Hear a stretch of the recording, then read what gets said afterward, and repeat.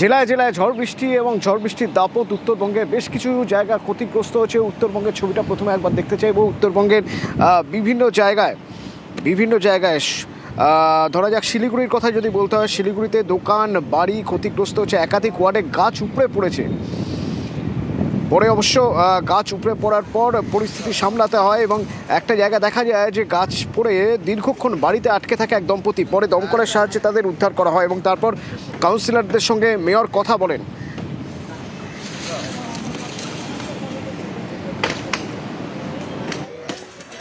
৮ নম্বর ওয়ার্ডটা বেশি ড্যামেজ হয়েছে, সেখানে আমাদের টিম যুদ্ধকালীন তৎপরতায় কাজ করছে। ৩১ নম্বর ওয়ার্ডে হাইড্রা গাড়ি নিয়ে এসে অনেক ক্লিয়ার করেছে।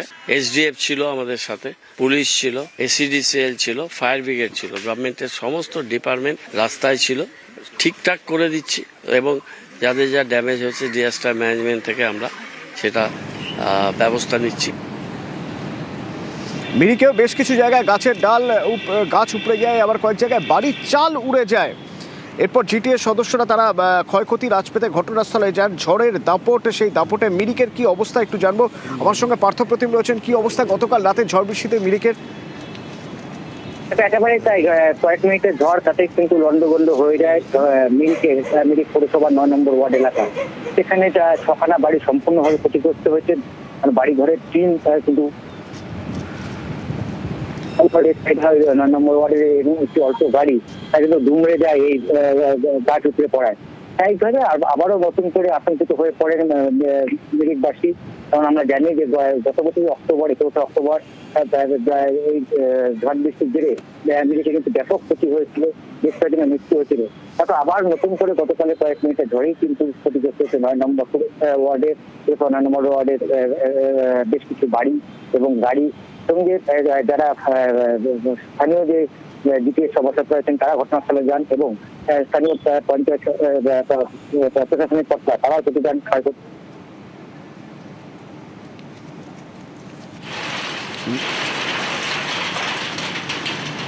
নকশালবাড়ির ছবি একবার দেখা যাক। নকশালবাড়িতে মাত্র ৫ মিনিটের ঝড়, তাতে গ্রাম পুরো লন্ডভন্ড হয়ে গিয়েছে। বিশ্বজিৎ আছে আমার সঙ্গে। কি অবস্থা বিশ্বজিৎ? উদ্ধার কাজ শুরু করা হয়েছে। বিপর্যয় মোকাবিলা দপ্তরের কর্মীরা, তেমনি বিদ্যুৎ দপ্তরের কর্মীরা কিন্তু বিভিন্ন জায়গায় যেখানে গাছ উখড়ে পড়ে কার্যত ৫টি বাড়ি ভেঙেছে এবং ৪০টি গ্রাম বিদ্যুৎ বিচ্ছিন্ন, প্রায় ১২ ঘন্টার উপর ধরে বিদ্যুৎ বিচ্ছিন্ন রয়েছে। সেই বিদ্যুৎ পরিষেবা স্বাভাবিক করার টার্গেট নিয়ে কিন্তু কাজ শুরু করা হয়েছে। মূলত যে বেশ প্রাচীন গাছ, সেই গাছগুলো কিন্তু কার্যত এই ঝড়ের দাপটে উখড়ে পড়ে। মাত্র ৫ মিনিটের ঝড় এবং ২০টির বেশি গ্রাম কিন্তু কার্যত লন্ডভন্ড হয়েছে।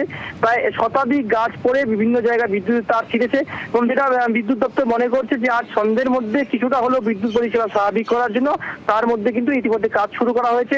সব থেকে বেশি ক্ষতিগ্রস্ত এলাকা বেঙ্গাইজোদ এলাকা, সেখানে কিন্তু বেশ কিছু বাড়িতে গাছ পড়ে গিয়ে কার্যত বাড়িঘর যেমন ভেঙে গিয়েছে, তেমনি কিন্তু তারা সেই ক্ষতিগ্রস্ত পরিবার তারা কিন্তু সরকারি সহযোগিতার আশায় কিন্তু ইতিমধ্যে বসে রয়েছেন। তবে যে পর্যায়ে কিন্তু গাছ ভেঙে পড়েছে তাদের ক্ষয়ক্ষতির পরিমাণ কিন্তু আরো বাড়তে পারে, কারণ ইতিমধ্যে পরিস্থিতি স্বাভাবিক করার জন্য বিপর্যয় মোকাবিলা দপ্তর এমনি বিদ্যুৎ দপ্তর কিন্তু কাজ করছে। তবে প্রশাসন মনে করছে দ্রুততার সঙ্গে এইসব এলাকায়, যেহেতু গ্রামাঞ্চল এলাকা, হাতির দাপট রয়েছে, কাজে এই সব এলাকায় বিদ্যুৎ পৌঁছানোর প্রথম টার্গেট, তাই বিদ্যুৎ দপ্তর কিন্তু সহযোগে কাজ করা শুরু করেছে। আচ্ছা, ধন্যবাদ। ৫ মিনিটে হাওয়া আসে, ঘর মধ্যে গাছ পড়ে গেছে। হ্যাঁ, ক্ষতি ভালোই হয়েছে, বাড়ি তো ৪-৫টা বাড়ি গেছে, আরো অনেক কিছু ক্ষতি হয়েছে। লাইনের প্লেয়ার ভাঙছে রাত্রে, তার তোর ভাঙছে, ওদিকে সুপারি গাছ টাছ অনেক কিছু ভাঙছে। ঘরের ভিতরে শুয়েছিলাম, তারপরে দেখতেছি পুরা দুন বাতাস চলে আসে, একদম পুরা গাছ উপরে পড়ে গেছে, ঘরটর ভাঙে ভেঙে শেষ। আমার ক্ষতিপূরণ সরকার যদি দেয় তাহলে ভালো হয়, দিন কামাই দিন খাই, আমরা তো গরিব লোক। ওদিকে জলপাইগুড়ি, রাজগঞ্জ, ময়নাগুড়ি ঝড়ের দাপটে একের পর এক গাছ উপড়ে গিয়েছে, বাড়ির চাল উড়ে গিয়েছে, বিদ্যুতের খুঁটি ভেঙে বিচ্ছিন্ন বিদ্যুৎ পরিষেবা, চাষেও ব্যাপক ক্ষতি হয়েছে। বৈকুণ্ঠপুর রাজবাড়ি চত্বর ঝড়ে লন্ডভন্ড। শান্তনু আছে, কি অবস্থা আমার সঙ্গে? শান্তনু রয়েছে। শান্তনু, কি অবস্থা একটু জানতে চাইবো। গতকাল রাতে কয়েক মিনিটের ঝড়ে কিন্তু বলা যেতে পারে লন্ডভন্ড অবস্থা জলপাইগুড়ি সদর মহকুমার বিস্তীর্ণ এলাকা। এখনো পর্যন্ত কিন্তু পুরোপুরি করে সংস্কার কাজ শেষ করা যায়নি। একাধিক জায়গায় কিন্তু বিদ্যুৎ বিচ্ছিন্ন হয়ে রয়েছে। কয়েকশো গাছ ভেঙে পড়েছে, যেগুলোকে কেটে পরিস্থিতি বা যাতায়াত এবং বিদ্যুৎ সরবরাহ স্বাভাবিক করতে রাত থেকে কিন্তু লেগে রয়েছেন বিদ্যুৎ দপ্তরের কর্মীরা। পাশাপাশি প্রশাসনের আধিকারিকরাও কিন্তু বিভিন্ন জায়গায় কাজ করে যাচ্ছেন। শতাধিক বাড়ি কিন্তু ভেঙে গেছে, বিশেষ করে বাড়ির টিনের চাল উড়ে গেছে। জেলা শাসক জানিয়েছেন সকলকে যাতে রিলিফ দেওয়া যায় সেই ব্যবস্থা করা হচ্ছে প্রশাসনের তরফে। গতকাল রাত থেকে কিন্তু প্রশাসনের আধিকারিকরা রাত জেগে রয়েছেন, বিভিন্ন জায়গায় উদ্ধার কাজ চলছে। বিশেষ করে একাধিক বাড়ির মধ্যে কিন্তু বড় বড় গাছ ভেঙে পড়েছে, সেগুলোকে কেটে নিয়ে পরিস্থিতি স্বাভাবিক করতে কিন্তু এখনো পর্যন্ত সেই কাজ চলছে। একাধিক গ্রামে কৃষিক্ষেত্রে বিশেষ করে আলু খেতে কিন্তু জল জমে যাওয়ার ফলে কিন্তু ব্যাপক ক্ষতির আশঙ্কা করছে কৃষি দপ্তর। সামগ্রিকভাবে সমস্ত হিসেব নিকেশ করা শুরু করেছে প্রশাসন। প্রতিটি ব্লকে প্রশাসনের আধিকারিকরা, কৃষি দপ্তরের আধিকারিকরা ঘুরে বেড়াচ্ছেন, ক্ষয়ক্ষতির হিসেব নিকেশ করছেন। এখনো পর্যন্ত পরিস্থিতি পুরোপুরি স্বাভাবিক বলা যায় না। শহর এলাকাতেও বিচ্ছিন্ন হয়ে রয়েছে বিদ্যুৎ পরিষেবা বেশ কিছু জায়গায়, এবং গ্রামাঞ্চলেও কিন্তু এখনো পুরোপুরি ভাবে বিদ্যুৎ পরিষেবা স্বাভাবিক হয়নি। একাধিক জায়গায় ক্ষয়ক্ষতির খবর আসছে এবং সমস্ত পরিস্থিতি পর্যালোচনা করে প্রশাসনের তরফ থেকে সমস্ত রকম পদক্ষেপ করা হবে বলে।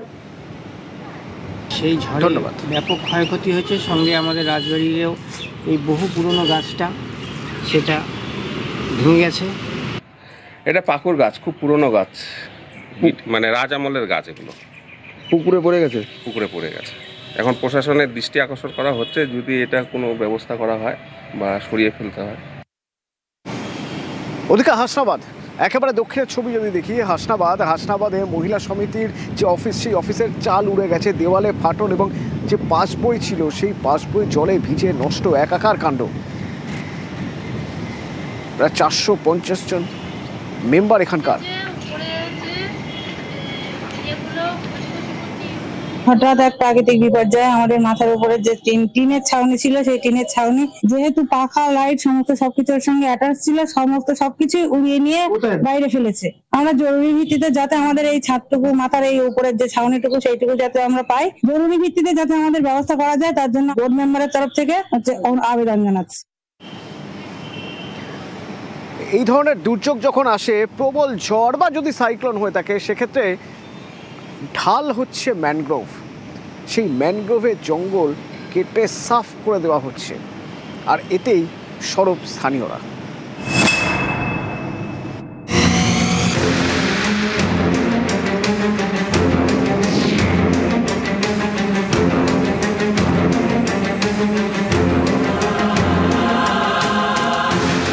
সুন্দরবন, সুন্দরী গরান গেওয়ার জঙ্গল, ম্যানগ্রোভ অরণ্য।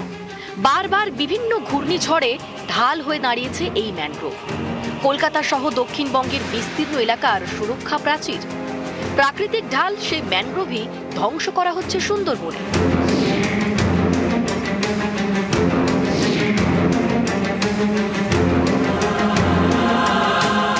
দক্ষিণ 24 পরগনার পাথর প্রতিমার দক্ষিণ শিবগঞ্জ। গা ঘেঁষে বয়ে গিয়েছে কার্জন ক্রিক নদী। এই নদীর পাড়ে রয়েছে ফেরিঘাট, পাশেই ম্যানগ্রোভের জঙ্গল। সেই ম্যানগ্রোভই কেটে ফেলা হয়েছে। কেটে ফেলা হয় নদীর চরের মাটির একাংশ। স্থানীয়দের অভিযোগ, নদীর কাছে পার্কিং প্লেস তৈরি করতে চান এলাকারই বেশ কয়েকজন, তাই ম্যানগ্রোভে কোপ। রাত্রে নাকি এই জায়গাটায় কাজ হচ্ছিল। এখানে জঙ্গল, তো এটা তো হচ্ছে বাণী জঙ্গল। এখানকার যারা গাড়ি চালায় ওরা বলছিল যে এখানে নাকি একটা গাড়ি ঘোরানোর জন্য স্ট্যান্ড হবে বা পার্কিং হবে। তাহলে সেটা তো গ্রামবাসীকে নিয়ে কিংবা পঞ্চায়েত কাউকে ডেকে নিয়ে বসে আলোচনা করে করলেই তো আর তাহলে সমস্যা হয় না। ঘাটটা আছে যেটা ছোট রাক্ষসকালী যাওয়ার জন্য যে ঘাট, এই ঘাটে যাওয়ার জন্য ওই ভ্যান স্ট্যান্ডে একটা জায়গা দরকার বলে ওই জায়গাটাকে গাছ না কেটে ওইখানে একটা প্রশস্ত জায়গায় মাটি ভরাট করে করবার জন্য চেষ্টা করেছে। ম্যানগ্রোভ কাটা হয়েছে। যে ম্যানগ্রোভ কাটার ক্ষেত্রে মানে নিয়ম বহির্ভূত পদ্ধতিতে এটা যদি কেউ করে থাকে, আমরা দল তাকে কখনো মার্জনা করি না, করবও না। আগে এই দক্ষিণ 24 পরগনা জেলারই কুলতলিতে ম্যানগ্রোভ কেটে ভেড়ি তৈরির অভিযোগ ওঠে।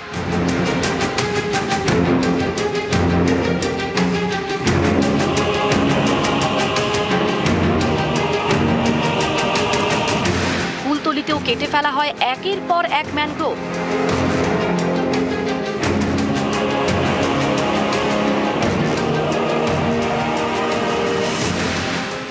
এবার পাথর প্রতিমার দক্ষিণ শিবগঞ্জে ম্যানগ্রোভ কেটে সাফ। পাথর প্রতিমা থেকে বিশ্বজিৎ হালদার, নিউজ 18 বাংলা।